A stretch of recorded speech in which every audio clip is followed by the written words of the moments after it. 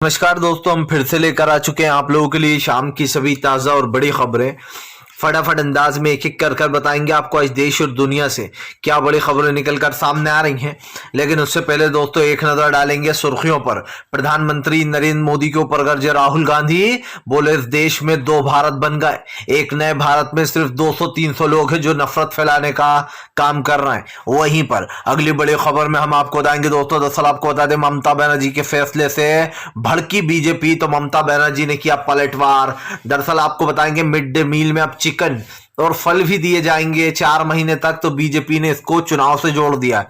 वहीं पर अगली बड़ी खबर में हम आपको बताएंगे मल्लिकार्जुन खड़गे का बीजेपी के ऊपर बड़ा हमला, बोले मुंह में राम बगल में छुरी। जी हां, देश को बांट रही भाजपा की सरकार।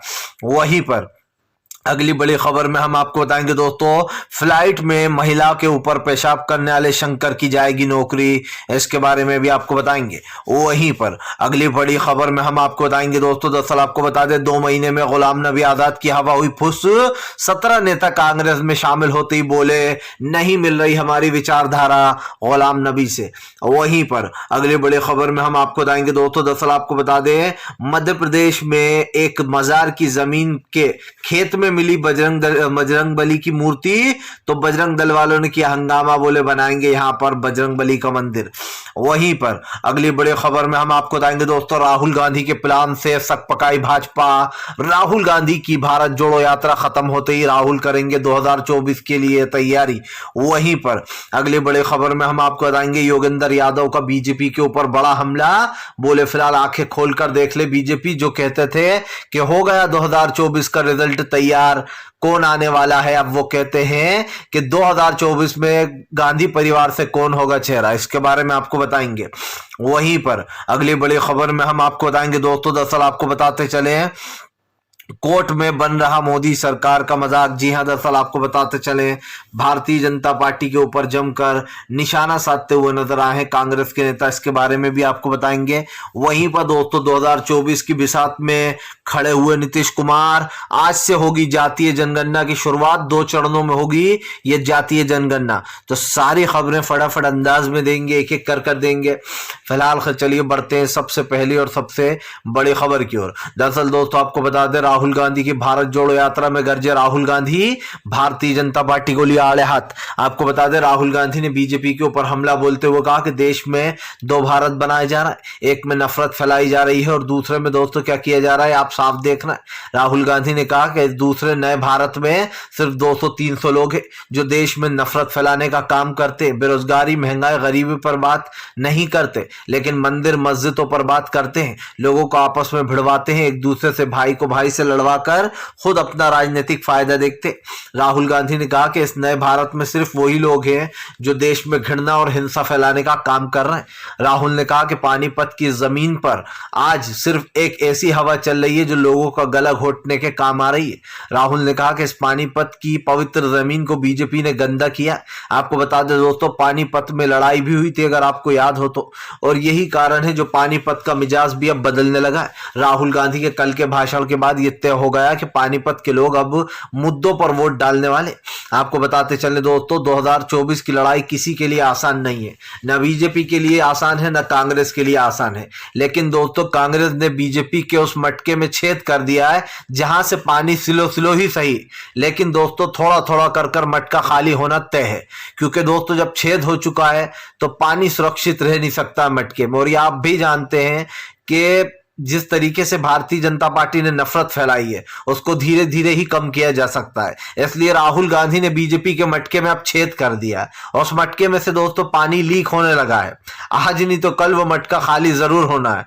देखना यह है कि बीजेपी की प्यास कब तक बुझती है और किस दिन बीजेपी का वो मटका खाली हो जाता है। जिस दिन वो मटका खाली हो गया दोस्तों देश की राजनीति भी बदल जाएगी, इस गोदी मीडिया के सुर भी बदल जाएंगे और देश में जो नफरत फैली है वो भी खत्म हो जाएगी। चलिए बढ़ते हैं एक और अगली बिग ब्रेकिंग की तरफ। बता दोस्तों अगली जो बड़ी खबर निकल कर आ रही है, आपको बता दें बिहार में आज से 2024 की बिसात पर नीतीश कुमार, जी हां आज से जातीय जनगणना शुरू। दरअसल आपको बताते चले दोस्तों 500 करोड़ रुपए खर्च कर ये जातीय जनगणना कराई जा रही है। बताया जा रहा है कि फिलहाल इसमें कई वर्ग के लोग हैं जो कि छूटे हुए हैं। लोगों को यही नहीं पता है कि किस वर्ग के कितने लोग हैं, किनको सुविधाएं मिल पा रही हैं, किनको नहीं मिल पा रही हैं। इसीलिए दोस्तों लोगों को ये पता होना चाहिए कि हमारे धर्म के लोग कितने हैं, या फिर हमारे कास्ट के लोग कितने हैं, या फिर कहाँ पर कुछ सुविधा नहीं पहुंच पा रही है, कौन सी जात है जो पीछे रह रही है। इन सब मुद्दों पर नजर रखने के लिए बड़ी बामुशक्कत अब जातीय जनगणना शुरू हो गई है। बताया जा रहा है 9 महीने का इसमें टाइम लगेगा। 9 महीने के अंदर अंदर दोस्तों इस जातीय जनगणना को कंप्लीट किया जाएगा। 2 चरणों में ये जातीय जनगणना होगी। पहला चरण शुरू हो चुका है जिसमें जातीय जनगणना की शुरुआत आज से हो गई है। आपको बताते चले, नीतीश कुमार ने कहा कि कई लोग ऐसे हैं जिनके बारे में हम और आप जानते नहीं है। कई समाज ऐसे हैं जिनको आर्थिक सुविधाएं नहीं मिल पा रही हैं, जिनको का देश में बहिष्कार हो रहा है। जाहिर सी बात है दोस्तों, कुछ ऐसी ही चीजें पता करने के लिए जो है ये जातीय जनगणना कराई जा रही है। हालांकि हम आपको एक चीज बता दें कि जातीय जनगणना के खिलाफ थी बीजेपी। बीजेपी कभी नहीं चाहती थी कि जातीय जनगणना हो। दरअसल दोस्तों बीजेपी की एक पैटर्न राजनीति है, और वो पैटर्न क्या है, उसका राजनीति बेसिकली हिंदुत्व है।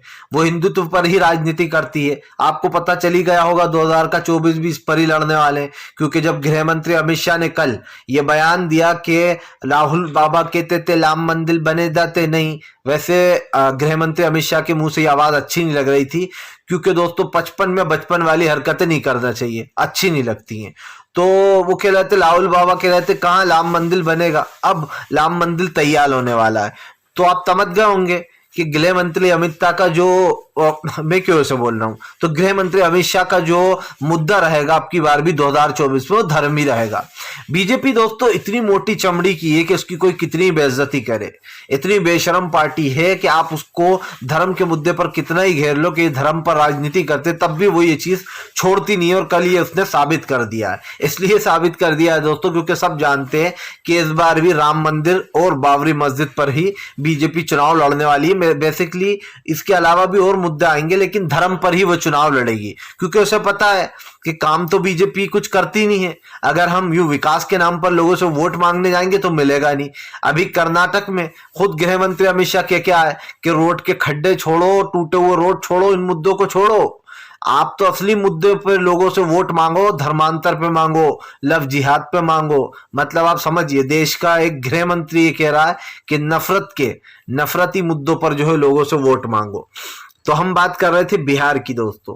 अब बिहार की राजनीति होने वाली है काफी ज्यादा चेंज, क्योंकि भाई जातीय जनगणना, जैसे कि मैंने कहा कि बीजेपी की राजनीति एक पैटर्न पर चलती है, हिंदुत्व। और हिंदुत्व में क्या आता है दोस्तों, वो सारे समाज यानी कि जितने भी हिंदू समाज हैं वो सबको एक ही पैटर्न में लेती है। इसलिए बीजेपी कभी नहीं चाहती थी कि जातीय जनगणना हो, क्योंकि जैसे कि मैंने पहले भी कहा दोस्तों कि बीजेपी सिर्फ हिंदू नाम लेती है और उसमें सारे समाज आ जाते हैं जो भी हिंदू भाई हैं। लेकिन बीजेपी को यह बर्दाश्त नहीं था कि जातीय जनगणना हो, क्योंकि उसके बाद लोगों को यह पता चल जाएगा कि दलित समाज के कितने लोग हैं, दूसरी कास्ट के कितने लोग हैं। इसीलिए बीजेपी हमेशा से इसके विरोध में है। इसलिए बीजेपी कभी नहीं चाहती थी कि जातीय जनगणना हो। फिलहाल चलिए बढ़ते हैं एक और अगली बिग ब्रेकिंग की तरफ। बता दोस्तों अगली जो बड़ी खबर निकल कर आ रही, योगेंद्र यादव का भारतीय जनता पार्टी के ऊपर अब बड़ा हमला।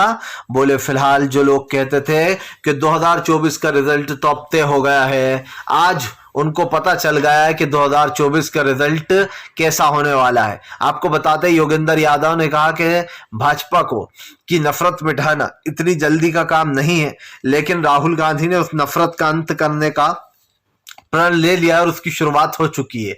और बीजेपी के खिलाफ जो नफरत भरी थी बीजेपी ने लोगों के दिलों में दोस्तों, नफरत कम होना शुरू हो गई है। सबसे बड़ी बात यह है कि योगेंद्र यादव ने कहा कि जो लोग 2024 में सीधा नरेंद्र मोदी को बता रहे थे कि फिक्स हो गया भैया 2024, तो वो लोग आज कहते हैं कि अब कौन होगा कांग्रेस की तरफ से 2024 लोकसभा का प्रेसिडेंट। यानी कि दोस्तों कौन होगा मोदी सरकार के सामने विपक्ष का चेहरा।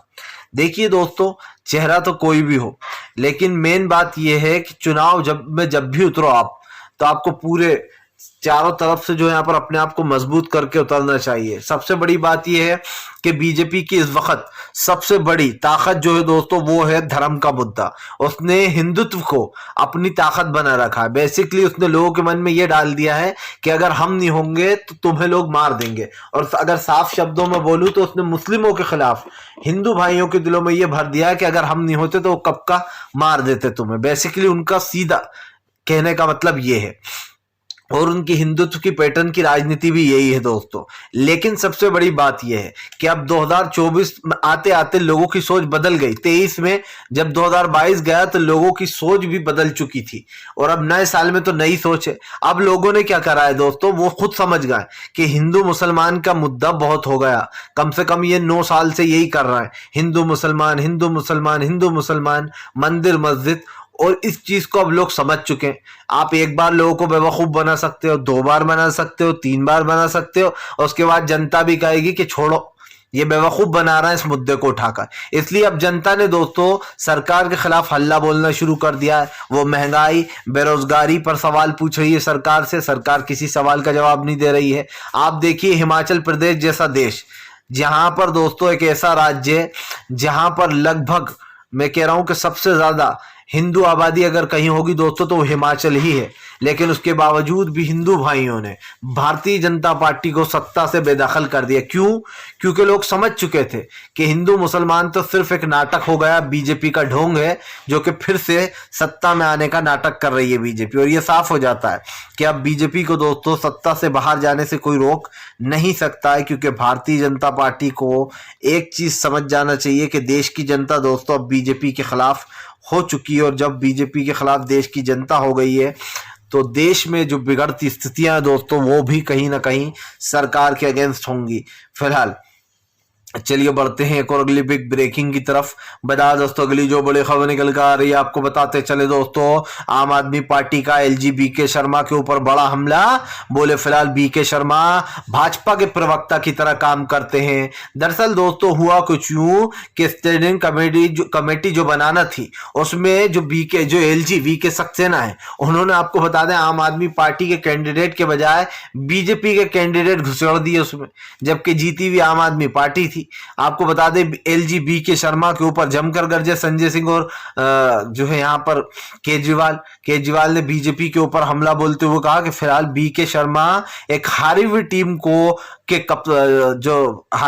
के जो खिलाड़ी हैं उनको कहीं ना कहीं दोस्तों आप समझिए उनको फिट करने में लगे हुए हैं, और जो जीती हुई पार्टी है उनको एक तरीके से नजरअंदाज किया जा रहा है। हालांकि दोस्तों मेयर तो जाहिर सी बात है कि आम आदमी पार्टी का ही बनना था, और डिप्टी मेयर भी, क्योंकि वही जीते थे।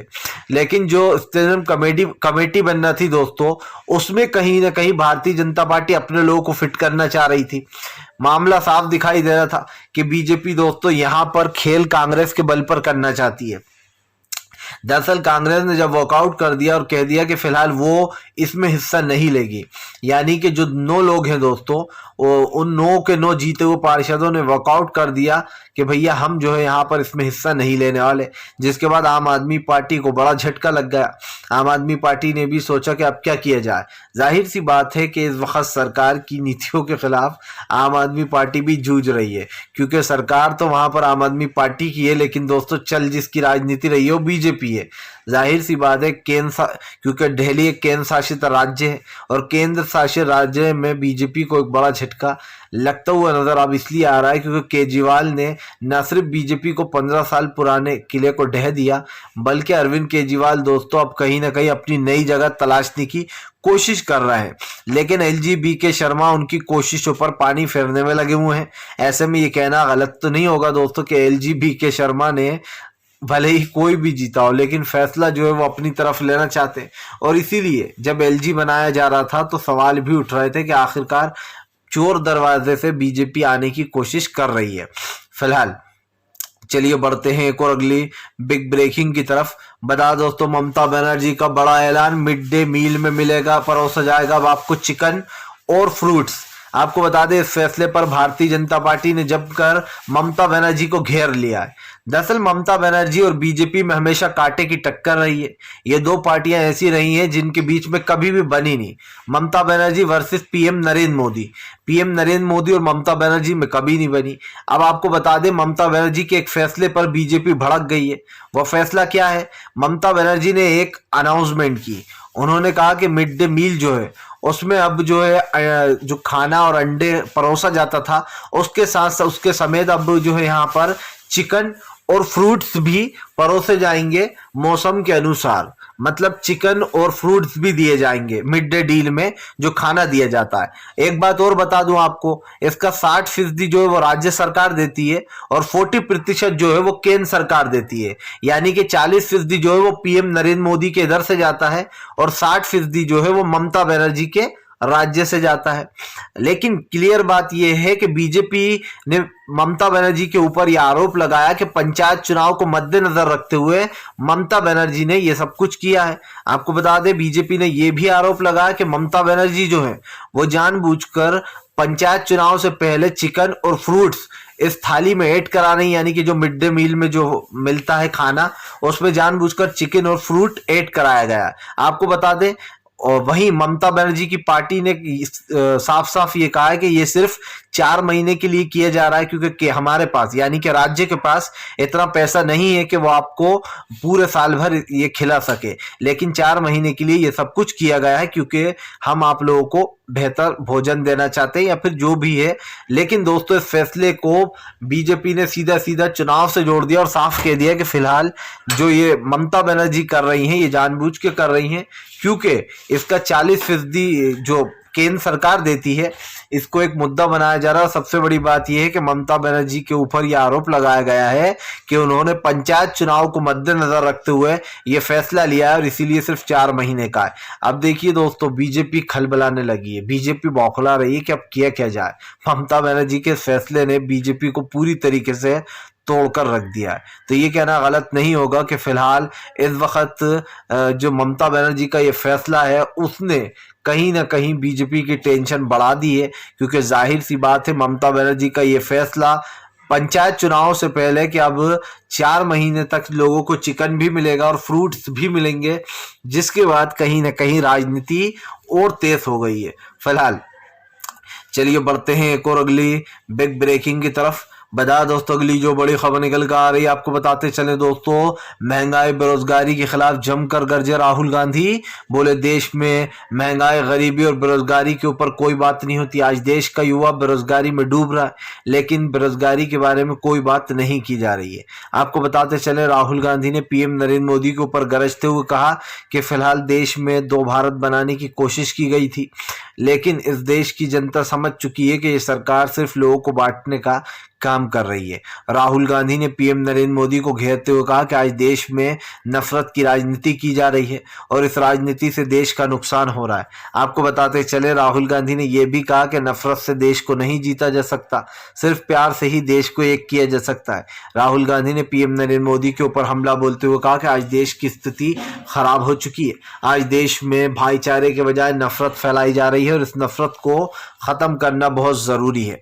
चलिए बढ़ते हैं एक और अगली बिग ब्रेकिंग की तरफ। बता दोस्तों अगली जो बड़ी खबर निकल कर आ रही है, मल्लिकार्जुन खड़गे ने राहुल गांधी की तारीफ में पढ़ा शेर तो झूम उठा पूरा हुजूम। दरअसल आपको बता दें मल्लिकार्जुन खड़गे ने राहुल गांधी के लिए एक शेर पढ़ा जहां पर आपको बता दें मल्लिकार्जुन खड़गे ने कहा कि तुझे सड़क तुझे घमंड था तेरे लंबे होने का, राहुल के कदमों ने तुझे पैदल ही नाप दिया। आपको बता दें राहुल गांधी के लिए जब ये शेर पढ़ा तो वहां पर तालियां बजने लगी। अगर देखा जाए दोस्तों तो ये शेर काफी अच्छा भी है कि तुझे सड़क घमंड था तेरे लंबे होने का, राहुल के कदमों ने तुझे पैदल ही नाप दिया।